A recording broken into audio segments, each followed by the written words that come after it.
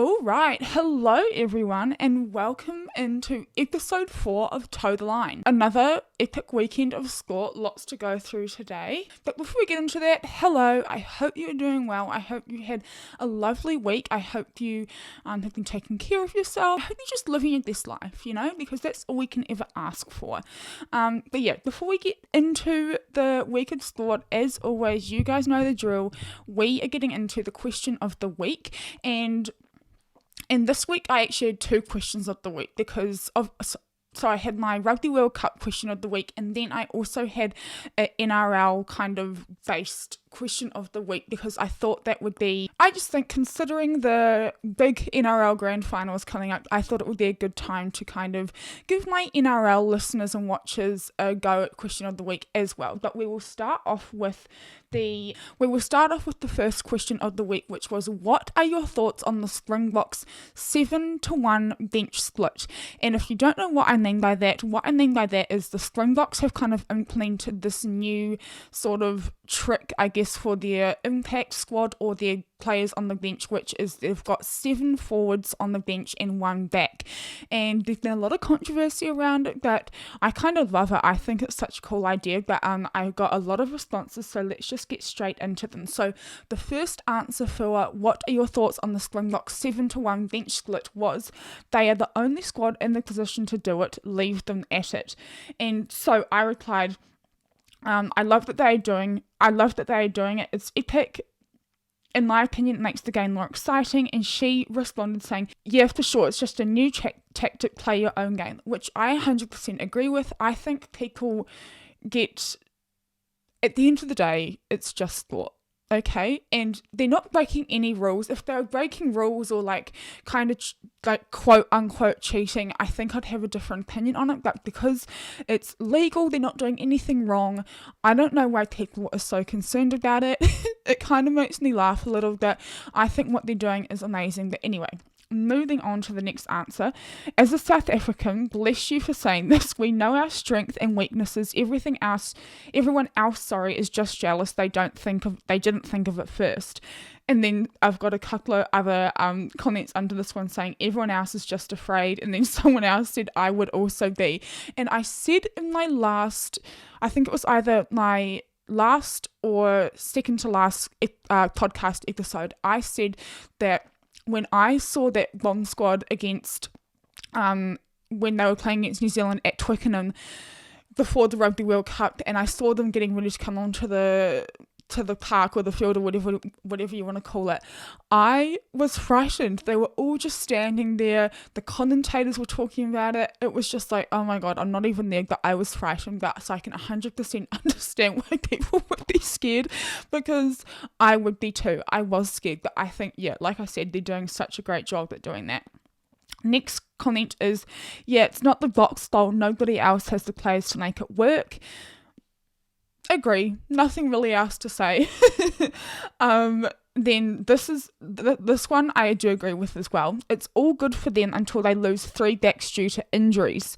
And to which I replied, yeah, very true. It's definitely a risk, that's for sure, and it worked this time round for them, but it will be interesting to what happens in a different scenario, which I agree with. It is, at the end of, people are going on and on and on about how it's risky and they're playing with fire and all this sort of stuff, but at the end of the day, it's the Springboks' choice whether they want to do that or not. They're making the decision to put 7 forwards on their bench and 1 back. It's a risk they're willing to take, and it's worked for them so far. We'll get into what I thought of their 7-1 bench split against Ireland in a little bit, but for the most part, it is working for them. Right. Next comment. There were so many people had so much to say about this comment, about this question of the week, which I love. The next reply is, that's a legal amount of forwards on the bench, and there's no rule saying that their whole bench can't all be forwards. Again, I agree. Next reply, it was quite situational. All Blacks had a red carded lock. I doubt it would have had as an extreme. Let me start again. It was quite situational. All Blacks had a red carded lock. I doubt it would have had it as an extreme result again. To which I replied, I'm curious why you think this. So They've replied, the cards mainly. I'm mainly referencing how they absolutely dominated the All Black scrum. Don't think it can always have that much of a difference, but switching out your forward pack will pretty much always have an impact. So I agree that I think that's the whole reason why they're doing it. I think the Springboks scrum and their line out, especially when they're like 5-10 metres out from the line, I think they do a really good job at. It's kind of hard to defend. In my opinion, I think it's hard to defend for a lot of teams when the Springboks have their own scrum or have a line out 5 metres out from the line, because they're usually pretty dominant. So obviously they've got a lot of depth in those sort of areas of the game. So why would you not target that, I guess is what I'm trying to say. And I think this comment was kind of coming at it from, obviously it's going to have an impact if you've got 7 forwards. To which I'm sort of just like, well, obviously that's what they're trying to do, it's what they're trying to target. So yeah, I'm not sure. I just think it's obviously what they're trying to do. It's obviously where their strength is at. So yeah, but like I said, we're going to get into that game in a second. One comment I got was, it is not morally correct, which I don't necessarily agree with. I think what I don't understand what they meant by it's not morally correct. I did reply to them asking what they meant, but they never replied. They just like sent the message, which I thought was quite funny. But yeah, I don't necessarily agree with that comment. I think it's morally correct. I don't think morals have anything to do with a 7-1 bench split, in my opinion. And then also, this was really, this made me laugh, but one of the Springboks players, Cheslin Colby, said that he like admitted that it was a risk, which I thought was like quite brave of him to come out and say that it is a risk. The last one we have for what are your thoughts on the Springboks 7-1 bench split is, if there's multiple injuries to the back line, then South Africa is screwed. Which I agree with. Again, they've not kind of come into that sort of issue or trouble yet, which is good for them. But yeah, like I agree. If they come into an issue where some of their backs get injured, then they really are screwed. But again, it's a risk they're willing to take. That's it for those ones. My second question of the week was, who will win the NRL Grand Final? And I just got one response to this, and they've sent me a long DM, which I love. I love hearing people's opinions on this sort of things. I like context. I like when people give me context. It makes me have a more informed decision myself, and it just makes for better content. But this is what they've said. A very tough result to pick, but I'm going to stay loyal and back my Panthers to get the job done. They've been the best defensive team all season, and usually defence counts most in grand finals. I also think they'll handle the build-up of grand final week better than a relatively inexperienced and young Broncos team. I'm not confident though. I've been saying this Broncos team is the real deal all year. They've got pretty much every ingredient you'd look for in a premiership winning team. It's just going to be about whether or not they can deliver on the big stage. Parramatta had the blueprint for beating Penrith, but when it came to the grand final, they got caught in the bright lights. One thing's for sure, it's an absolute cracker of a matchup. Bring on the three-peat and remember, up the Pars. That reply really hit the nail on the head for me.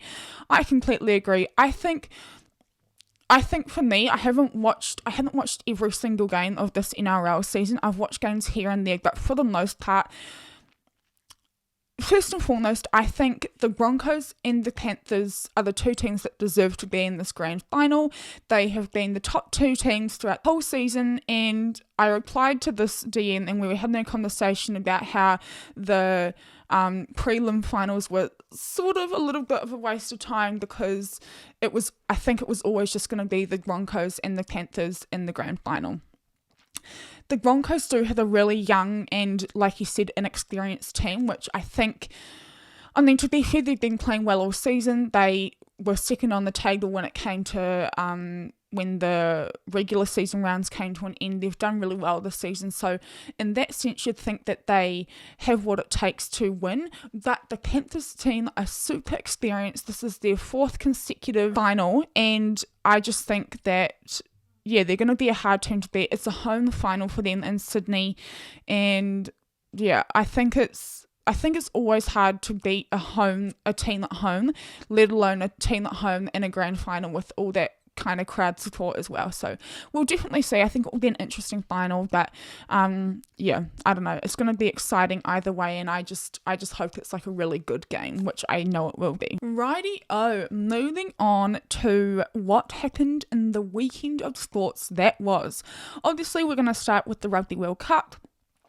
Probably the most anticipated game of this tournament was the South Africa and Ireland game, and that happened on Sunday morning, and all I can say is what a game. That South Africa and Ireland game was everything, in my opinion, that it was hyped up to be. I think it really lived up to the hype. The scoreline was really tight. It was low scoring. There was a lot of back and forth. I think it was such an interesting game from the outset, and I can't wait to jump into it. So let's just get straight into it. I've written down notes for this game, because when I was watching, I was like, okay, I should really take notes. But first thing I want to touch on is that early on, let's start again. First thing I want to touch on was early on, the Ireland's line out wasn't good. South Africa stole the first three lineouts. The first three lineouts of the game that Ireland had, South Africa stole all three of them, and they finally got it right on the fourth lineout. Bearing in mind, those first three lineouts that Ireland had, they were all pretty close, within like close proximity to the South Africa try line, meaning they could have scored like multiple times and got early points on the board, and they just didn't. And it just makes you wonder, the number one team in the world, and they couldn't get their line out right for the first three goes. And you're just leaving points out there on the field, in my opinion. And when those like first three early line outs happened, I was for sure thinking, oh, South Africa are going to win. In my head, like, I didn't say it out loud, but in my head, I was like, South Africa are for sure going to win, because Ireland can't sort their shit out in terms of the line out. And I mean, obviously I was wrong. If you didn't watch, Ireland did win, which was so exciting. But it was just super interesting to me that you've got this number one team in the world in Ireland, and they couldn't get their line out sorted for the first three goes. You'd think it's something that they would just have down packed, like they would know what to do and all that sort of stuff. Obviously I was wrong, because they couldn't get it right, but that was kind of the first note I had from that game, because early on they were struggling a little bit with the line outs. But like I said, the fourth time was a charm. They got their line out sorted, and it worked really well, and they were off.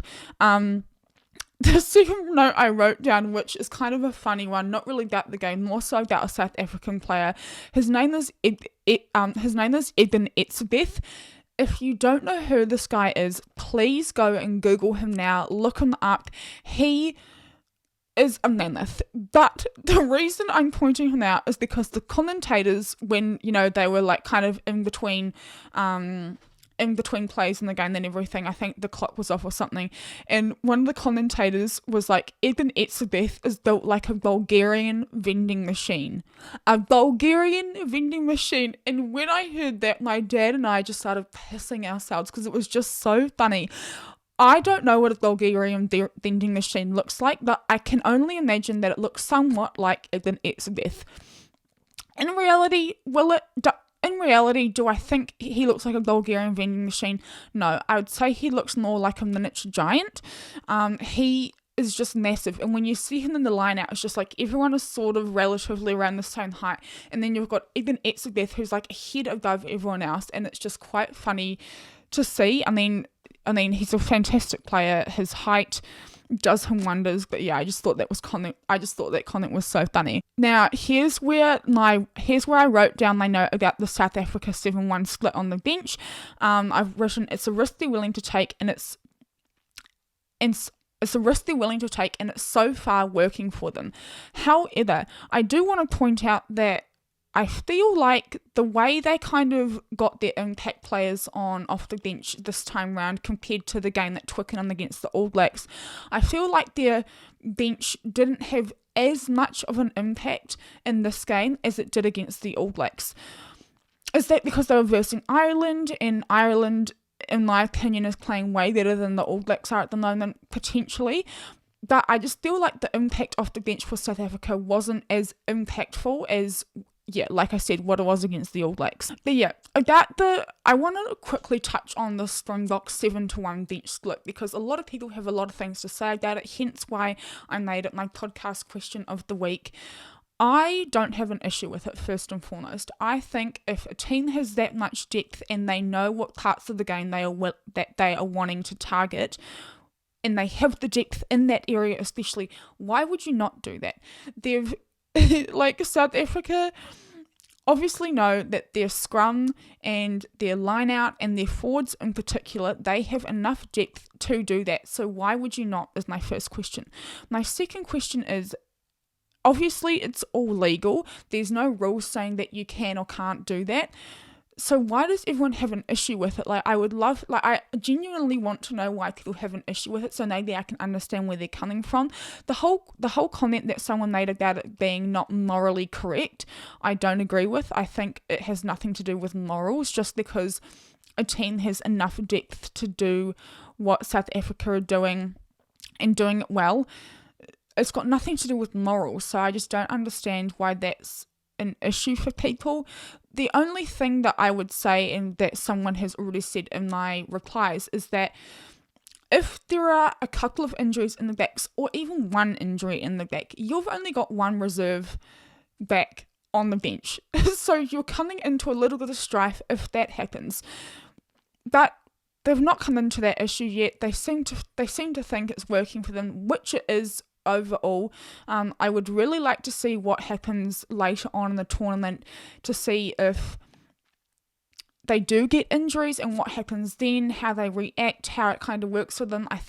I really want to see that 7-1 bench split under pressure when they don't have when like one of their backs is injured or one of them is sent off or whatever the case is. I just really want to see what happens when that 7-1 bench split is under pressure, and what they do then and how it works for them, because I think that will be super interesting. But for the most part, they've not had any issues yet. It's working well for them, so I don't understand the issue.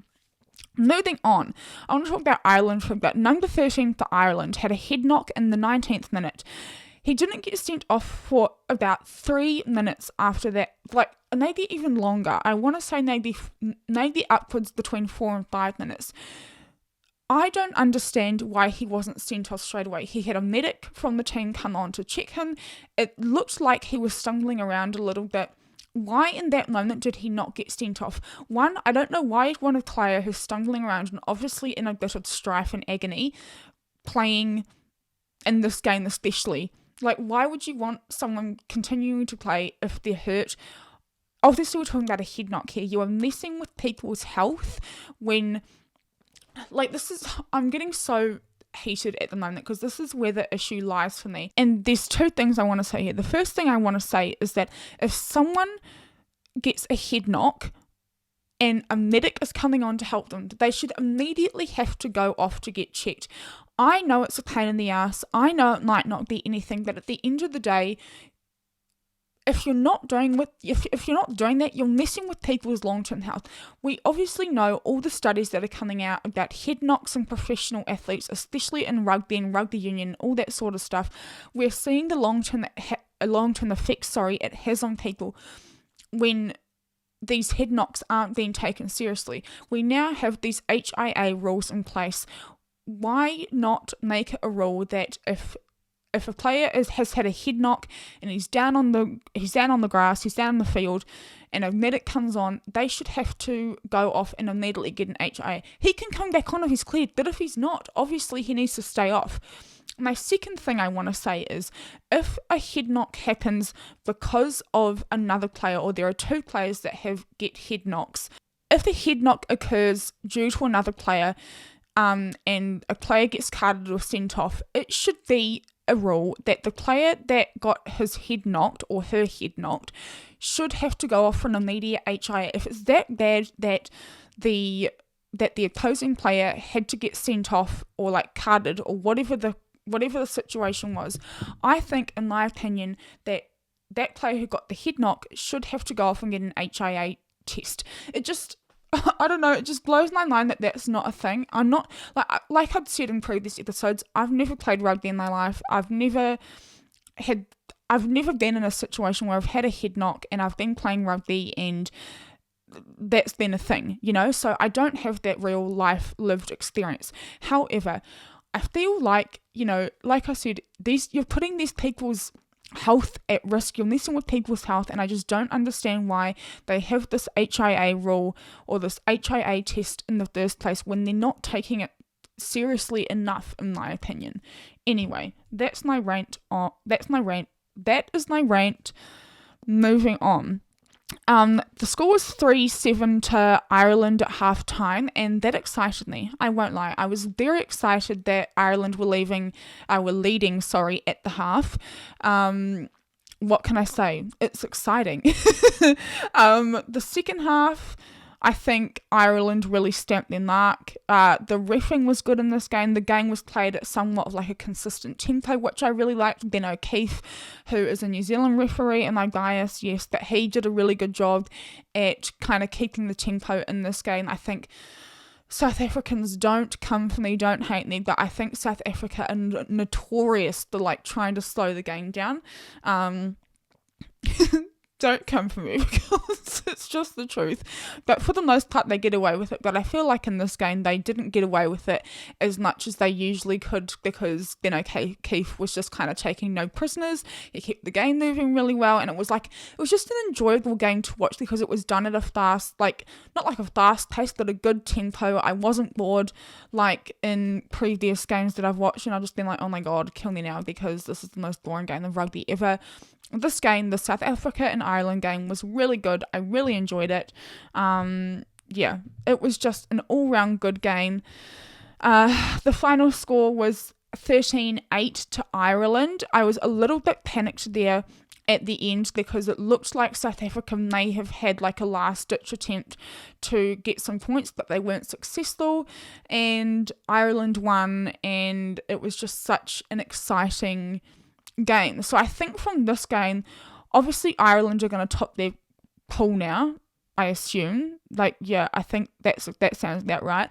And South Africa will come second, which means that, bearing in mind, and we'll talk about this later, but All Blacks face Italy this coming weekend, and if they win against Italy, which you'd like to think they should, it means New Zealand or the All Blacks will come second in their table, which means they will be versing Ireland in the quarterfinals, which could be interesting. Do I think they can win? Do I think the All Blacks can win against Ireland? They've got a good shot, but the way Ireland are playing at the moment, I'm not too sure. But anyway, that was the South Africa and Ireland game. I really enjoyed it. I would love to know what you guys thought if you watched it. So leave a comment if you want to let me know. If you want to let me know what you thought of it. I thought it was a really good game. I really enjoyed it. But moving on to the rest of the Rugby World Cup games, on Thursday we had Italy and Uruguay. Italy won 38-17. On Friday we had France and Namibia. France won 96-0 against Namibia. Which, this is my thing. This is what I was talking about last week, and I didn't really want to say it because I felt bad, but I just thought that the All Blacks game against Namibia, I just thought the scoreline should have been bigger. You've got France here beating Namibia 96 points to 0, and technically, according to most people, All Blacks are technically better or higher ranked than France, so why did the All Blacks not get more points over Namibia? That's all I'm going to say on it. Anyway, moving on. On Saturday we had Argentina and Samoa. Argentina won 19-10.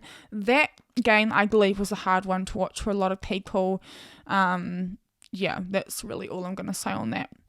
On Sunday, we had Georgia and Portugal.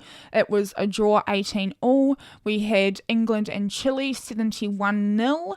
Good win for England. Go England. And then obviously that South Africa and Ireland game, 13-8 to Ireland. This morning, Monday, as I'm recording, we've had Scotland and Tonga. Scotland won 45-17. And currently, holy crap, this is a live score, and it's Wales and Australia. Wales are winning 32-6. If you are watching on YouTube right now, I just put my hand over my mouth and gasped because what is happening with Australia at the moment? Here's my thing, and this is a bit of a sidetrack. Here's what I think is happening with Australia. I think Eddie Jones has picked across the board, a pretty young team. I don't think he is really too concerned about what happens at this Rugby World Cup. I think he'll be targeting the 2027 Rugby World Cup, which is held in Australia. Do I think they could be playing better than what they are? Yes, but again, it's a young team. They're probably building. Do I think they should be playing better? Yeah, I do, but at the same time, like I said, they're probably building. I think people are getting way too caught up in the fact that they're not doing that well. At the end of the day, just like France have done over the last 4 or so years, France have been building to this World Cup because it's a home World Cup, and they had some poor games at the beginning of their 4 years and all that sort of stuff. So I don't think it's really too much of a concern. I think Australia will just be building. I think Eddie Jones and Australia will just be building for the 2027 World Cup. It's not looking great for them this World Cup, but yeah. Anyway, that's all I'm going to say on that. I love Eddie.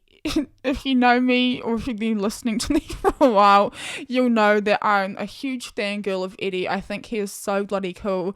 And I just think he'll have a plan. Eddie Jones will have a plan. When does Eddie Jones ever not have a plan?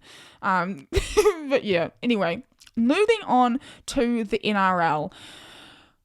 What a weekend of prelim finals it was. So on Friday we had the Panthers and the Storm. Panthers won 38-4, massive win. And then on Saturday I called it. I also called the Panthers game, but I also called this one. The Broncos won over the Warriors 42-12. I called it. Obviously I wanted the Warriors to get through to the grand final. That would have been epic. But at the end of the day, they didn't. They got thrashed, and Broncos and Panthers both deserved to be in the grand final. Obviously it was just the one try for the Storm in the 10th minute. Panthers scored like 6 or 7 tries, I think it was. I think they scored pretty early on in like the third or fourth minute, and then they scored in like the 20th minute, 27th, 53rd, 55th, and 69th minute. Yeah, crazy. Good one for them. Nathan Cleary got 5 out of 6 conversions. He also got 2 penalty goals, and at halftime it was 18-4. So it was a bit like the Warriors and Knights game the weekend previous. It was like a relatively close scoreline at halftime, but then like the Warriors did against the Knights, the Panthers kind of just poured it on in the second half and really kind of blew out that scoreline, which I find interesting. As for the Broncos and Warriors game, there were 3 tries for the Warriors, 2 by Dallin Watene-Zelezniak, and then 1 by Marcelo Montoya, and then the Broncos got 7 tries again. Well, the Warriors actually scored first, which I thought was pretty exciting. I thought that when they scored first, I was like, oh my gosh, this is going to be like a really good game. It's going to be different. I think, they've really got a chance. But then, they actually got 2 tries early on, and so did the Broncos. But then they didn't have another one until with about like 10 minutes to go in the first half. I'm pretty sure they scored no tries in the second half. And the Broncos scored like 3 or 4 times in the second half. So again, the final score for Broncos and Warriors was 42-12.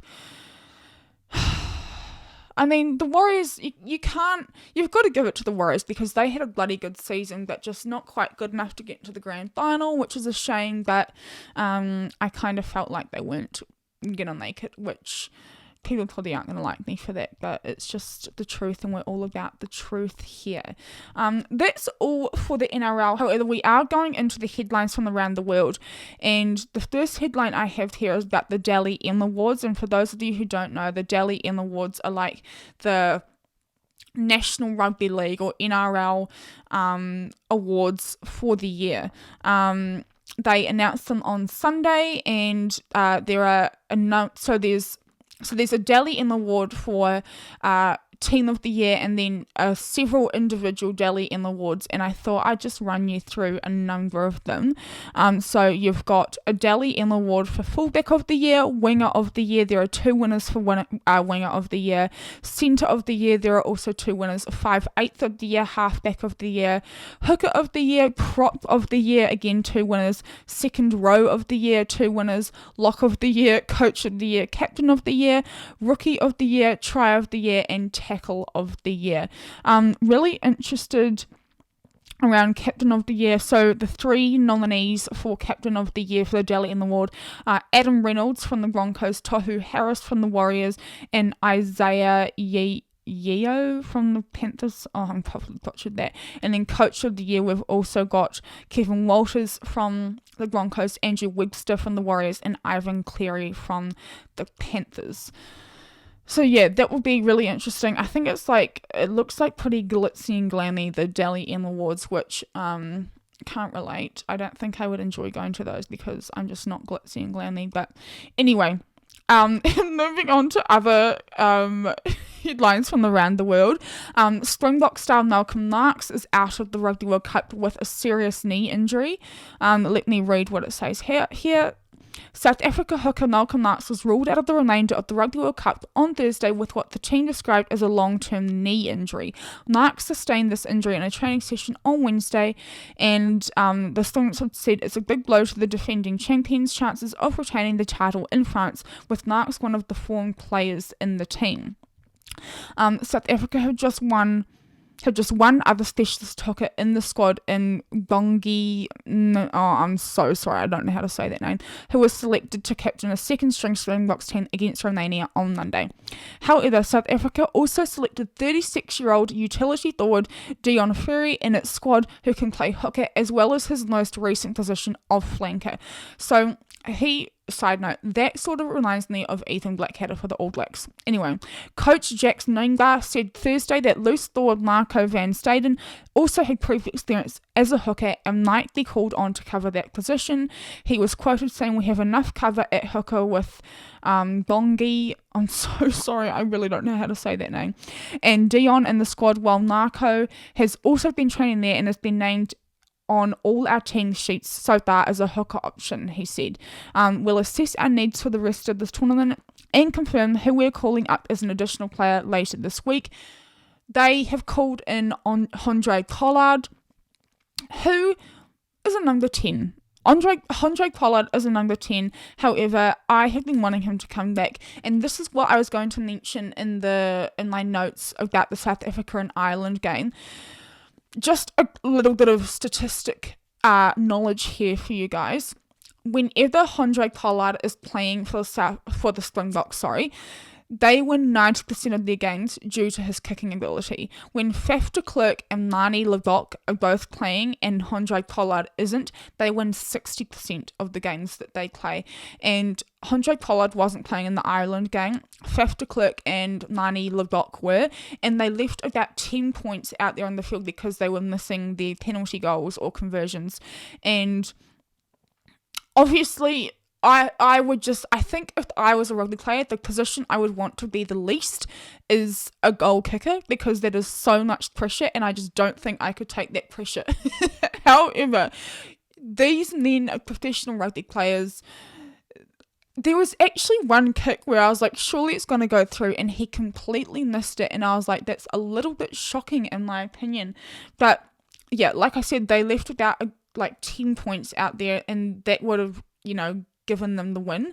But yeah, anyway, moving on. So Andre Pollard has been called in. He's not a hooker, he is a number 10. And that's that on that. Staying with the Rugby World Cup for a little bit, moving on to the French side though, Antoine Dupont, who is in a lot of people's opinions, the best rugby player in the world at the moment. He has been ruled out at least for the next few games with a jaw/cheek injury. Early reports this Friday morning around the extent of the injury to Antoine Dupont are not looking good for France and their mercurial captain. Dupont is suspected to have broken a bone in his face following a head-on-head clash with Namibia centre Johan Daysel. He was taken from the pitch to hospital for an examination and scans on the suspected break, leaving France facing the nightmare scenario of being without their star captain until the knockout phases of the Rugby World Cup. RNC Sport report that Dupont's brother has confirmed that the scrum half has suffered a fracture to his zygomatic bone. This would normally mean a 6-week recovery time, which would end the scrum half's participation in the World Cup. However, all is not lost, with hopes that the recovery time could potentially be shortened to 4 weeks. Depending on the severity of the injury, which is not yet known, with medics waiting for a hematoma to his face to reduce before making any further prognosis, the next 48 hours will be crucial. In the circumstances, it is not inconceivable that Dupont will play with heavy padding to his face or even a protective face mask to allow him to return to the field as early as possible. Should the recovery time be reduced to 4 weeks, Dupont could yet feature in a potential semi-final should France make it that far, which you'd like to think they would. But yeah, massive blow for France. Antoine Dupont is not only a star player for the French side, but he's also a star player in terms of world rugby as a whole, and yeah, just massive blow for them. Leaving the kind of rugby world for a bit and moving on to the Football Ferns, and if you don't know, the Football Ferns is New Zealand's women's soccer or football team, and a little bit of a controversial one. Hannah Wilkinson, who is a star player for the Football Ferns, was sent off after contact with assistant referee and the Football Ferns lost. At Estadio Bicentenario de la Florida, Santiago, in Chile. That is a long name. They were playing in Chile. Centurion striker Hannah Wilkinson was sent off after making contact with an assistant referee early in the second half of the Football Ferns' 3-0 loss to Chile in Santiago. The 119-cap veteran appeared to hit the match official's arm as she spun around in frustration after not being awarded a foul when she was blatantly pushed in the back near the sideline 10 minutes after half-time. The red card for the ugly incident was a further stain on a poor performance in New Zealand's first outing since hosting the FIFA Women's World Cup alongside Australia in July. Wilkinson is likely to receive a significant ban from the international football coach, the coach said the Football Ferns coach said her behaviour was not acceptable and she will now have no choice but to explore other options ahead of next year's Paris Olympics. That is some heavy stuff. The FIFA disciplinary code calls for a suspension of at least 4 matches or an appropriate period of time for unsporting behaviour towards a match official, rising to at least 10 matches for intimidating or threatening a match official, and at least 15 matches for assaulting a match official, including hitting. New Zealand football has been asked to clarify what the referee deemed Wilkinson's offence to be. And yeah, just not good. Not good at all. Heat of the moment type of thing, but again, no excuse. You just should not ever be hitting a referee. But yeah, crazy stuff. And moving on. Now this next one isn't really a headline, but I did want to mention it because I found it interesting and I'm not entirely sure where I stand on it. But what I want to talk about is a couple of the All Blacks boys went on like a brand trip / excursion, quote unquote, on, I believe they had to travel for it because I think they were training in Bordeaux, and the grand trip thing, the grand event / trip was in Paris. And I wanted to talk about it for a number of reasons. The first reason being, you're at a Rugby World Cup. A Rugby World Cup is every 4 years. It's like the Rugby Olympics, pretty much, but it's called a World Cup. Anyway, thank you for pointing that out, Taylor. So smart. The reason I'm bringing this up is because, yes, the All Blacks had a week off. a quote unquote week off, let's put it, because it wasn't really a week off. They're still in camp. They've still got games left. And their next game against Italy isn't going to be like an easy game. But the first reason I'm pointing this out is that I just don't understand why these. I believe it was Geordie Barrett, Beauden Barrett, Daniel McKenzie, and Anton Leonard-Brown who went on this kind of grand trip / grand excursion. Get to the point, Taylor. My first point is that without being controversial or rocking the boat in any way, I think it was a little bit poor form for these boys to go to this grand event thing at night, while in camp, while at the Rugby World Cup. People are probably going to think I'm crazy for saying this, but the reason I'm saying this is because when I was a professional / semi-professional athlete, especially in my swimming days, bearing in mind, when I was like at the peak of my swimming career, I was 15, 16, 17, so I was young. Like, I wasn't like nearly anywhere near these guys' age. I was quite young. We were travelling with the team, we were in camp, we were in pre-camp before our international competition for 2 weeks. We literally went to the pool to train, back from the pool to the hotel, stay in the hotel, back to the pool to the train in the afternoon, and then come back to the hotel. We stayed with the 2 places we went, bearing in mind we were in LA, Los Angeles for the swimming competition. The pain in my body I felt when I found out we travelled all that way and we weren't going to Disneyland, not even after the competition. We weren't allowed to go to Disneyland. I travelled all this way to a new country. I'd never been to America before, obviously never been to Los Angeles before, and we literally, the 2 places we went were the hotel and the swimming pool, and that was it. We weren't allowed to do anything. We were there for a competition, bearing in mind this wasn't like a massive international competition like World Champs or the Olympics or whatever.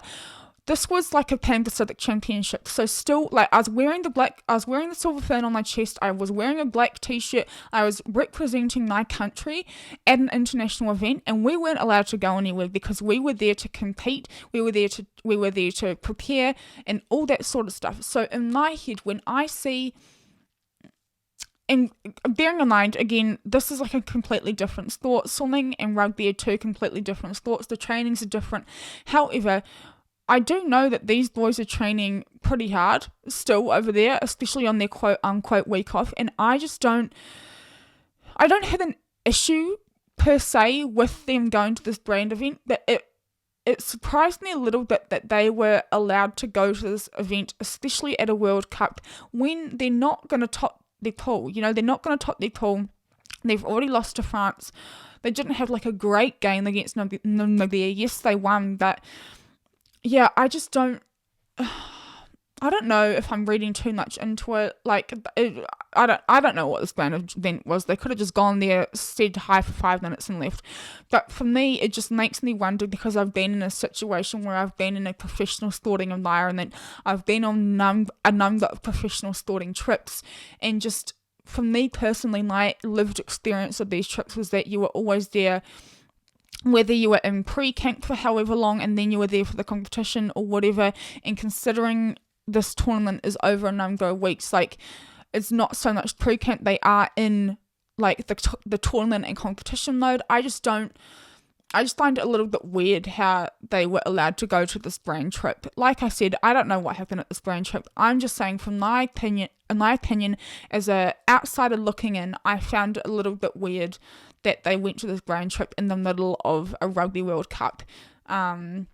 Obviously they have endorsements from brands that sponsor them and everything, but you'd think as a brand, if you're sponsoring an athlete that's in the Rugby World Cup, you would maybe wait until after the World Cup for these brand events to happen and not have them like right in the middle of a tournament. But anyway, that's my 2 cents worth on that. Did I just wrangle for like 10 minutes? Most likely, but anyway, you can just fast forward if you don't like it. Moving on to the last segment of this podcast for today, which is what is happening over this next weekend in the sport. in the sporting world. On Thursday, going back to the Rugby World Cup, on Thursday we had Uruguay versus Namibia. On Friday we have Japan and Samoa. On Saturday we have New Zealand and Italy, which I think will be an interesting game. You'd like to think New Zealand, the All Blacks, will win, but you just never know. On Sunday we had Argentina and Chile. Also on Sunday we have Fiji and Georgia, and then also on Sunday again we had Scotland and Romania. On Monday we had Australia and Portugal, and then also on Monday we have South Africa and Tonga. Yeah, another big weekend in the Rugby World Cup. Obviously I'll be watching that New Zealand and Italy game. I think, yeah, it should be an interesting one. I don't know what will happen in that one. I feel like the All Blacks should win, but touch wood. Again, I've not jinxed anyone yet, but we'll see what happens. I think if the All Blacks can sort out their discipline, then they won't have too many issues in beating Italy. But if they haven't sorted out their discipline, then I think we may see a few issues. But we'll just get over that hurdle when the hurdle is in front of us. Why am I like this? Okay, and then we also have the NRL, the big grand final. We have on Sunday. Oh, it's on Sunday. That's interesting. I thought it would have been on a Saturday. Anyway, doesn't matter what day it's on. This weekend we had the NRL Grand Final, Panthers versus the Broncos. What do we think, team?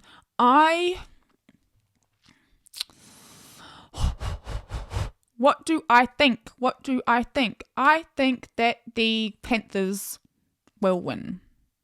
Why do I think that? I think because they've won it the past 2 or 3 years, for one. I think they know what they're doing when it comes to grand final time. They're experienced. They've got an experienced team. The Broncos, like I was saying earlier in that DM that I received, the Broncos have a young team. However, they have been playing really well all season.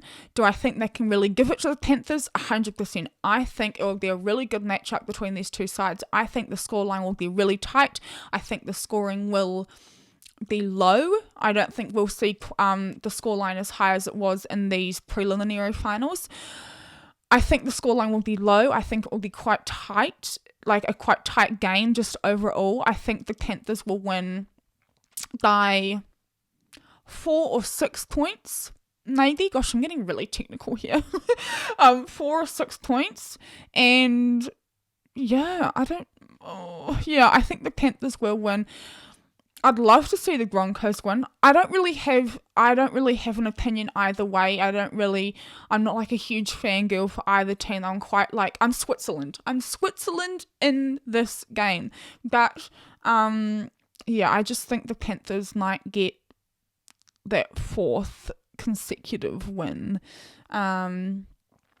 But yeah, we'll see. Yeah, like I said, I think it'll be a really tight game. I think the scoring will be low. I think the points difference at the end will be low, or small, and yeah, it'll be interesting.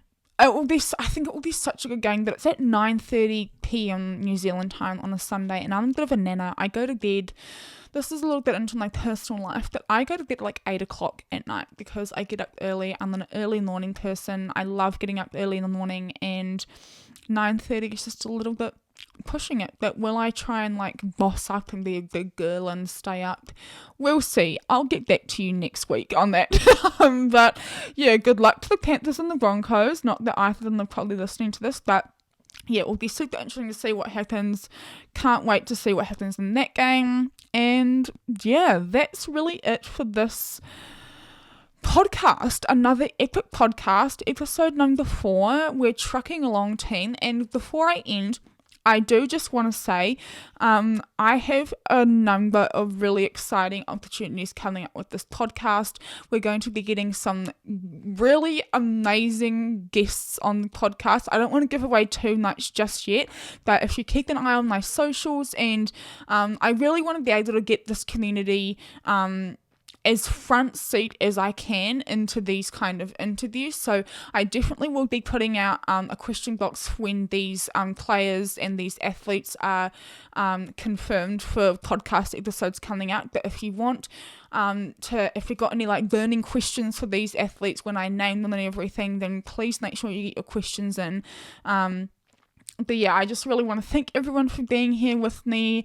We're 4 episodes deep now, and I am just loving doing this podcast. I don't want to get emotional. I'm an emotional gal, but this community just means a lot to me. I'm really grateful that you're all here with me, and I really am just so grateful that we're all going to be able to grow together. And as we get new listeners and new watchers and new followers and new subscribers, I think we're really going to be able to take this community and grow it to an amazing community for people to come into and feel accepted and welcomed. And that's just like my overall goal for this kind of community, is to make sure that everyone feels seen and heard and welcomed, and we can all talk about sport and not feel judged for it.